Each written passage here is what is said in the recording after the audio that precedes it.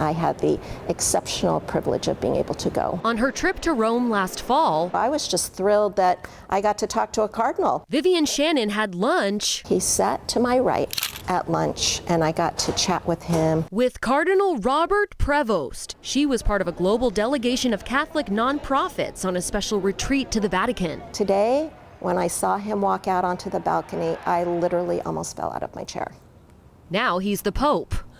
2 popes in one visit. That same trip, she got to meet the former Pope, Francis. Little did she know Francis's future successor would be the man she was sitting next to at lunch. He was with a table of people, and he asked every person about themselves and looked them in the eye and actually acted like he cared about what we had to say. Shannon says she saw glimpses of Prevost's character. The one nun that was present, and he gave her a blessing, and then she was elderly, and he kind of helped walk her out of the chapel. Helping the vulnerable was also one of Pope Francis's core tenets. Local priest Father Cal Christensen, being a church of mercy rather than judgment, believes Leo will follow suit. and a church that is in so many ways focused on the margins. Now that the church has an American pope for the first time ever, he says Catholics here could be re-energized. I think it in many ways depends on how Pope